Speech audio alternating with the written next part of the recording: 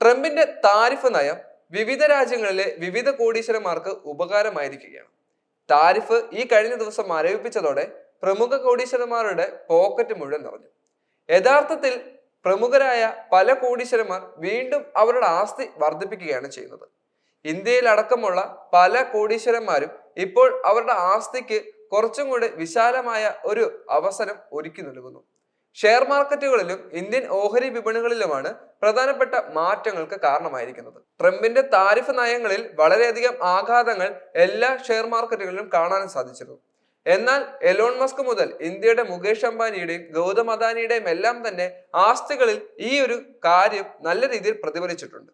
യഥാർത്ഥത്തിൽ എന്താണ് സംഭവിക്കുന്നത് പോലും ഇപ്പോഴും വ്യക്തമാകാത്ത ഒരു സാഹചര്യം നിലനിൽക്കുകയും ചെയ്യുന്നുണ്ട്. എന്നാൽ ഇവയ്ക്കെല്ലാം മറുപടിയായിട്ടാണ് ഈ കഴിഞ്ഞ ദിവസങ്ങളിലെ ഷെയർ മാർക്കറ്റുകളിലും വരുന്ന ഫ്ലക്ച്വേഷൻസ് മുഴുവനും.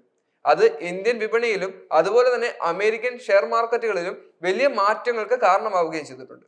ഇത് ഇന്ത്യൻ സമ്പദ് വ്യവസ്ഥയെ തന്നെ പിടിച്ചു കുലുക്കാനുള്ള കാരണമായി മാറിക്കഴിഞ്ഞു. ട്രംപിന്റെ നികുതി പരിഷ്കാരങ്ങൾ ഇപ്പോൾ വളരെയധികം നല്ല കാര്യം നടത്തുന്നുണ്ട് എന്നുള്ളൊരു കാര്യമാണ് വ്യക്തമാകുന്നത്. മെല്ലെ പോകാനുള്ള തീരുമാനം കോടീശ്വരന്മാരുടെ മനവും അതുപോലെ തന്നെ പോക്കറ്റും നിറച്ചു കഴിഞ്ഞു. ലോകത്തിലെ ഏറ്റവും ധനികരായ ആളുകളുടെ ആസ്തി മണിക്കൂറുകൾ കൊണ്ട് ഏകദേശം 304 ബില്യൺ ഡോളറാണ് വർദ്ധിച്ചിരിക്കുന്നത്. പ്രധാന മാധ്യമമായ ബ്ലൂംബെർഗ് ബില്യണേഴ്സ് സൂചികയുടെ ചരിത്രത്തിലെ ഏറ്റവും വലിയ ഒരു ദിവസത്തെ നേട്ടം കൂടിയാണ് ഇതെന്ന് ചരിത്രം രേഖപ്പെടുത്തി. ചൈന ഒഴികെയുള്ള വ്യാപാര പങ്കാളികൾക്ക് ചുമത്തിയ അധിക താരിഫ് 90 ദിവസത്തേക്ക് താൽക്കാലികമായി മരവിപ്പിക്കുന്നുവെന്ന US പ്രസിഡന്റ് ഡൊണാൾഡ് ട്രംപിന്റെ പ്രഖ്യാപനമാണ് നേട്ടങ്ങൾക്ക് പ്രധാനപ്പെട്ട കാരണമായി മാറിയത്. ട്രംപിന്റെ പ്രഖ്യാപനം മിനിറ്റുകൾക്കുള്ളിൽ തന്നെ US ഓഹരി വിപണികളിൽ പ്രതിഫലിച്ചു കഴിഞ്ഞു. പ്രധാന സൂചികയായ S&P 500 2008 ശേഷമുള്ള ഏറ്റവും വലിയ കുതിച്ചുചാട്ടം രേഖപ്പെടുത്തി കഴിഞ്ഞു. കഴിഞ്ഞ കുറച്ച് ദിവസങ്ങളിലെ കുത്തനെയുള്ള നഷ്ടങ്ങൾ നികത്തുകയും ചെയ്തു കഴിഞ്ഞു.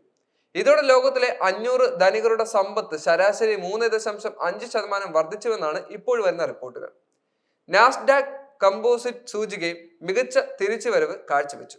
24 വർഷത്തിനിടയിലെ ഏറ്റവും മികച്ച മുന്നേറ്റമാണ് ഈ സൂചിക രേഖപ്പെടുത്തിയിരിക്കുന്നത്. ട്രംപിന്റെ താരിഫ് പ്രഖ്യാപനത്തെ തുടർന്ന് കഴിഞ്ഞ ആഴ്ചകളിൽ ആഗോള സൂചികകൾ വൻ ഇടിവ് രേഖപ്പെടുത്തിയിരുന്നു. നിർദ്ദിഷ്ട ലേവികൾ ആഗോള സൂചികകളിൽ വൻ ഇടിവിന് വഴിവെക്കുകയും വിശകലന വിദഗ്ധരുടെ പ്രതീക്ഷകൾക്ക് അപ്പുറമായിരുന്നു ഇത്. 2013 ബ്ലൂംബെർഗ് സൂചിക ആരംഭിച്ചതിനു ശേഷം രേഖപ്പെടുത്തുന്ന ഏറ്റവും വലിയ സാമ്പത്തിക നഷ്ടത്തിനും ഇത് വഴിവെക്കുകയുണ്ടായി.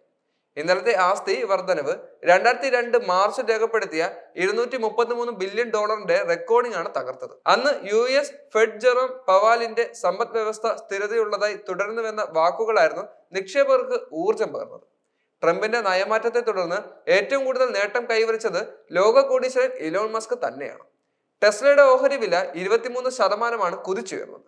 ഇതോടെ അദ്ദേഹത്തിന്റെ ആസ്തിയിലേക്ക് 36 ബില്യൺ ഡോളർ കൂട്ടിച്ചേർക്കപ്പെടുകയും ചെയ്തു. Meta platform incorporated mark Zuckerberg ഏകദേശം 26 ബില്യൺ ഡോളർ നേടി.